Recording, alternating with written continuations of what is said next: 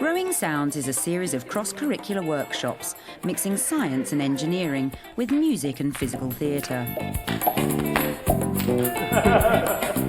Today the team are visiting St Saviour's and St Olaf's School in London.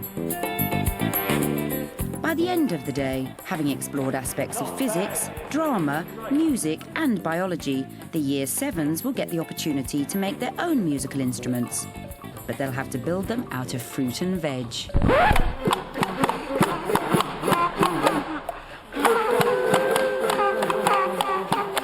First, the students are going to need to understand a little about the physics of sound and how it travels. So Steve begins with a demonstration of waves, starting with one which everyone knows. Do you know how to do a Mexican wave? Let's start with you. Go, go, go, go, go, good. Now faster, much faster, much faster. Faster still, much faster. Faster, quick. That's a special kind of wave called a transverse wave, okay? Because it's going up and down. Just like the sort of waves that we see in the sea, that's different to sound waves because sound waves are a pressure wave and they don't go up and down like that. They go backwards and forwards. I have a background in teaching science using mime and physical theatre, and so what I was trying to do then was both use those theatre techniques to break the ice, as it were, get the children warmed up, but also to get them thinking about some of the science that would then be building on throughout the day. I'm going to send a vibration around the circle. We were looking at properties of materials, we were thinking about how sound propagates, we were looking at particles and interaction between different particles. Steve also explores how sound travels through gases, liquids and solids. What I'm going to do is I'm going to send the same sound wave, the same vibration through the solid now. Let's have a look. You ready for this? Straight elbows. Brilliant. Okay. Oh, I don't know if you noticed, but it went dum dum dum dum dum dum dum dum. We got to here, and then it went dum dum dum dum dum dum. We got an echo. That was brilliant. Let's see if we can do it this way. We're trying to get as much acoustics and physical science into the work and get them going so that they're ready for the next session. Okay, fantastic. Now, did that vibration travel faster or slower than when we were doing it walking around as a gas in space? Faster, brilliant. I haven't come across a science subject that you can't explore using physical theatre. Steve's final challenge to the students is to use their own bodies to physically model the inner workings of a musical instrument. So, okay, Lucy, you've got a clarinet. Talk me through it. What are the different parts? She's the person blowing into the reeds. Okay. And she flaps. Yeah. Flap. Okay. Then she passes the air into the tube. Right, so the air's now vibrating. And it's going through the tube to the person out of it. Fantastic. Okay. Oh, that's great. Big round of applause for this group. Thank you, Lucy. Thank you very much. It's kind of a trick whereby in music lessons you can get very good engagement through doing things practically, and people are starting to do it in other disciplines, in other subjects, and it really, really works. We do it, then we reflect on it afterwards, and that's how it sticks, because they actually have ownership of what they've done.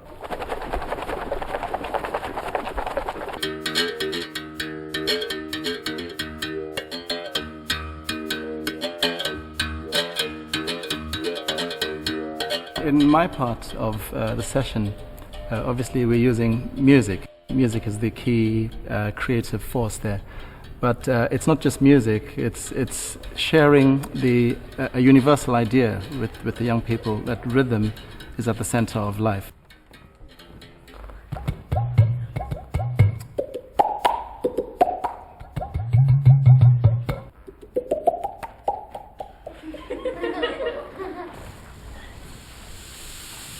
I play an array of instruments, of very unusual instruments, most of which are an extension of ideas developed in Africa, you know, in sort of rural communities where people make music out of anything they find. You go beyond the instrument, like why does this sound like this, you know, stuff like scooping a calabash out, a gourd out and cutting it in half, and, you know, it sounds like a drum.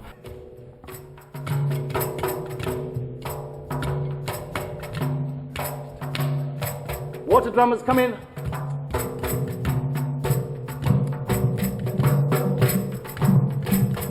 Shakers come in. Drummers come in.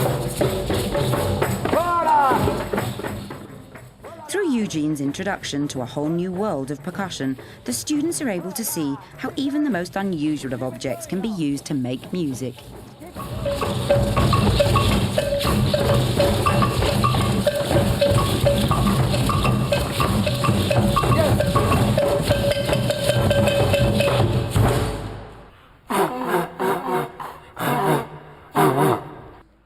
But before the girls get the chance to begin making their own instruments, it's Ray's turn to introduce them to some plant science.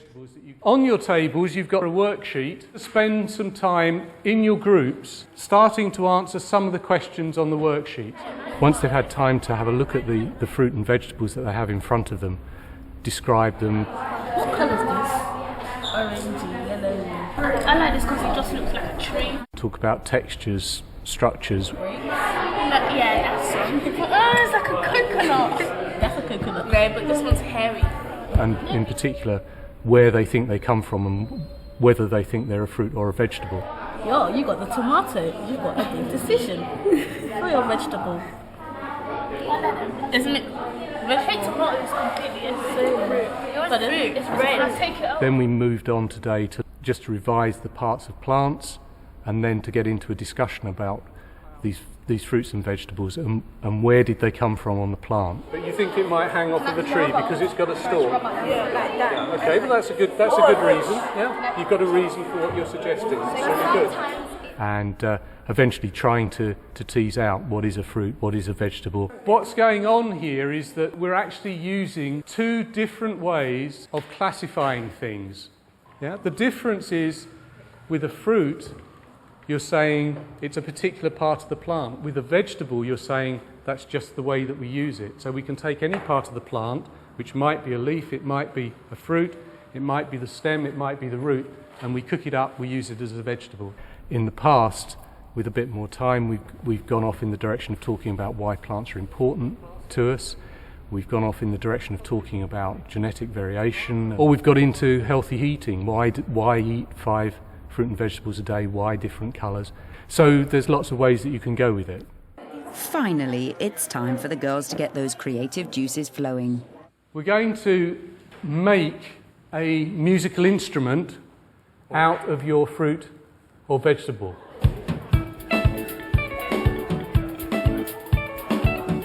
In design and technology, it's very important that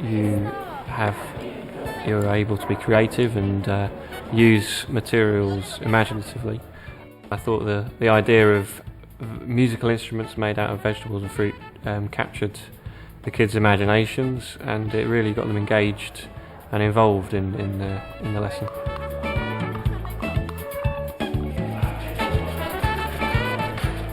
He didn't really actually model anything. He didn't say you could take a cucumber and you could do this. And I was stood there and I was thinking, are they going to do this? Can they actually create these instruments? And of course, within an hour, they'd all got something that could make a sound. That's good.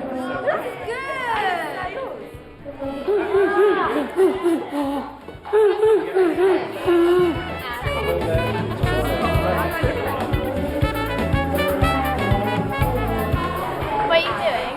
I'm going to make shake on, hollow it. I'm going to hollow it, put something in it, and then shake it.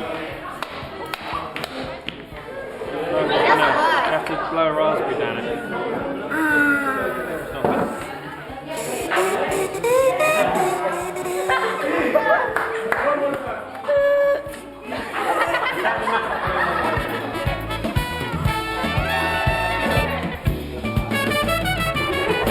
It's the culmination of everything that's gone before it. They're obviously going to incorporate what they've learnt through the creative approach to learning about science and about acoustics. They're going to incorporate what they've learnt from making rhythms and compositions with Eugene, and they're going to build on that what they've learnt about the plant anatomy. They've been thinking about the actual type of material that some of these fruit and vegetables are made of. I cut off the end bit and I cut off the upper ends, and I used Eugene used the drill, and we drilled a big hole so the sound can come through, and these are for the notes, so I could use different notes. I made some clappers out of coconuts. It's a voodoo, and when you bang that bit, I think noise comes out. Noise comes out of this bit. I made a blowhorn out of a cucumber, and I put grapes in to make a design, 2 different colours, and I stuffed it with a melon to make more noise.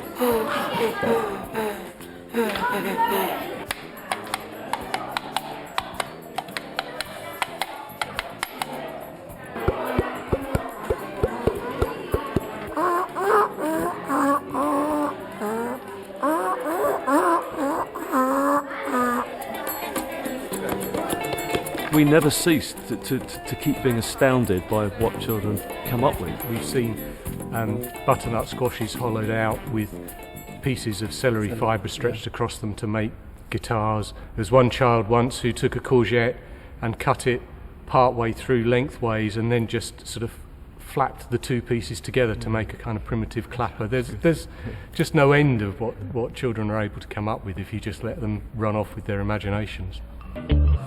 Ray, Steve and Eugene believe a large part of the success of the project lies in creating a truly cross-curricular experience. But do the girls agree?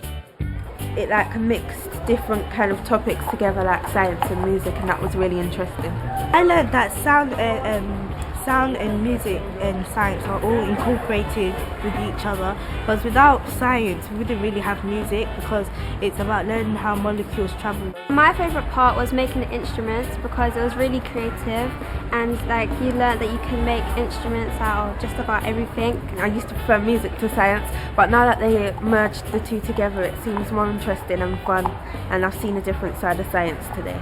I can see a few contenders there. Few contenders coming up. Yeah. Woo! We're not treating the curriculum in a linear fashion, but in fact, if you mapped out all the curriculum attainment targets that we covered over the day, we've covered an enormous amount, and I think that's what's most important, because actually teaching this creatively saves time.